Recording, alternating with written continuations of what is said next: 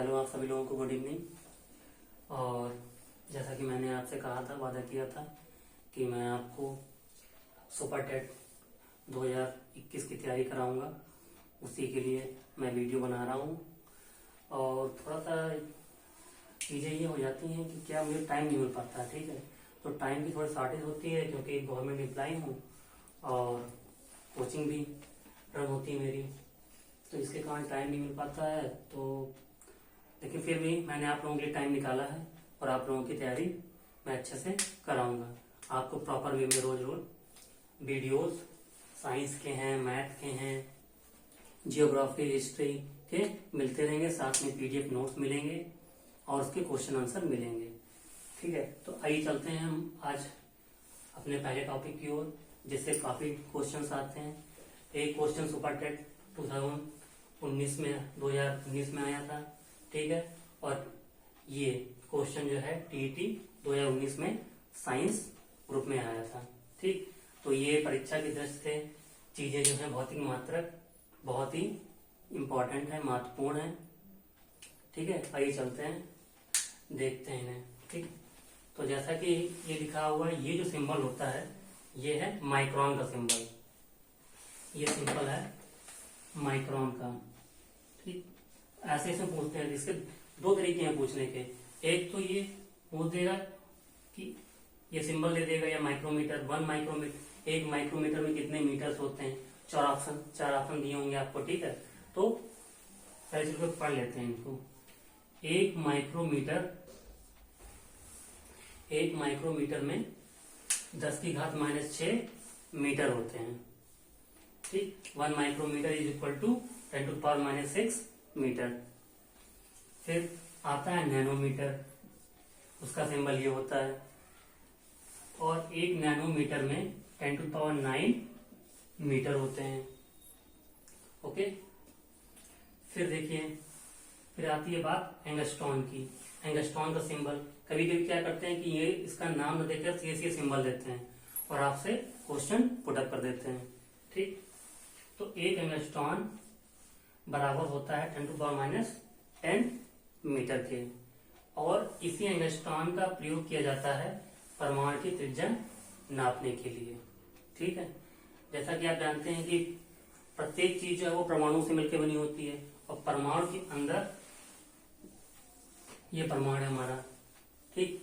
और परमाणु के अंदर एक नाभिक होता है, जिस नाभिक में कौन है, प्रोटॉन रहता है और न्यूट्रॉन रहता है, जबकि इलेक्ट्रॉन जो है वो नाभिक के चारों ओर वृत्तीय कक्षाओं में चक्कर लगाते रहते हैं। तो जो ये परमाणु की त्रिज्या है, इसको नापने के लिए हम एंगस्ट्रॉन का प्रयोग करते हैं, और जो ये नाभिक की त्रिज्या है, इसको नापने के लिए हम फर्मी मीटर का प्रयोग करते हैं। ये लिखा है, फर्मी मीटर का प्रयोग किया जाता है। और एक फर्मी मीटर बराबर होता है 10⁻⁻15 मीटर। यहाँ पे लिखा भी है कि नाभिक की त्रिज्या मापने में किया जाता है इसका प्रयोग। और एक पिकोमीटर बराबर होता है 10⁻12 मीटर, 10⁻12 मीटर। और एक एक्टोमीटर बराबर होता है 10⁻18 मीटर, ठीक है। तो आप सब लोग इसे नोट कर लीजिए और इसी पे बेस्ड कुछ क्वेश्चन आपको मिलेंगे। अभी मैं आपको कराऊंगा, 1-2 क्वेश्चन बताऊंगा कन्वर्जन इसके, ठीक है। ठीक है, चलिए आइए देखते हैं कि कन्वर्जन कैसे आते हैं। जैसे कि 1 माइक्रोन होता है 10⁻⁻6, 10⁻⁻6 मीटर। कभी कभी क्या पूछ देते हैं, और 1 एंगस्ट्रॉन होता है 10⁻10 मीटर, 10⁻10 मीटर। अब हमें वहां पे दे रखा होगा कि 1 एंगस्ट्रॉन इतने माइक्रोमीटर के बराबर होता है, तो हमें एंगस्ट्रॉन की वैल्यू निकालनी है माइक्रोमीटर में, ठीक। अब देखिए, 1 एंगस्ट्रॉन होता है 10⁻10 मीटर, अब हम इसे स्प्लिट कर लेंगे, तोड़ लेंगे।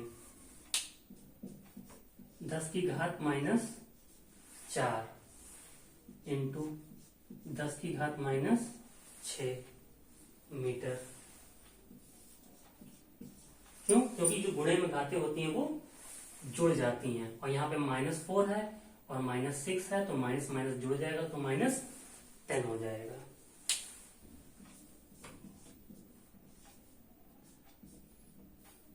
ठीक, तो ये तो रहेगा, और ये क्या है?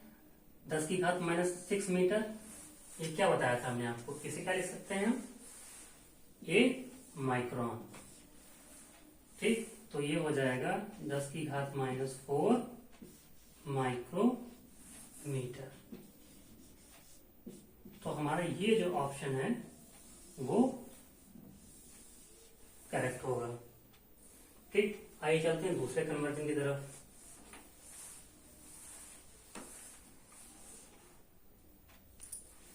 ठीक, अब एक कन्वर्जन, जैसे 1 नैनोमीटर दे रखा है। नैनोमीटर की वैल्यू कितनी होती है? 10 की घात -9 मीटर। अब हमें नैनोमीटर की वैल्यू जो है वो एंगस्ट्रॉम में दिखानी है, तो सबसे पहले हमें इसे स्प्लिट करना पड़ेगा। इसे स्प्लिट करेंगे, तोड़ेंगे। 10 की घात -3 गुणे 10 की घात -6 मीटर। ओके, और ये 10 की घात -6 ये क्या है?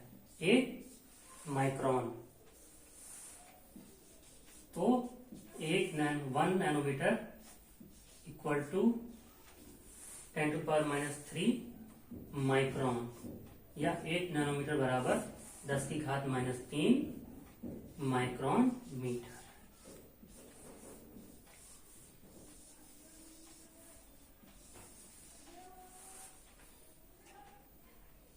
इसी तरीके का एक कन्वर्जन जो है, जो हमने भी आपको बताया था कि 1 एंगस्ट्रॉन बराबर 10⁻⁴ माइक्रोन, ये टीटी में आया हुआ क्वेश्चन है। ठीक है, टीटी टेट 2019 में आया है। ठीक, तो इस तरह के क्वेश्चन के लिए आप सब लोग अपने आप को प्रिपेयर करें।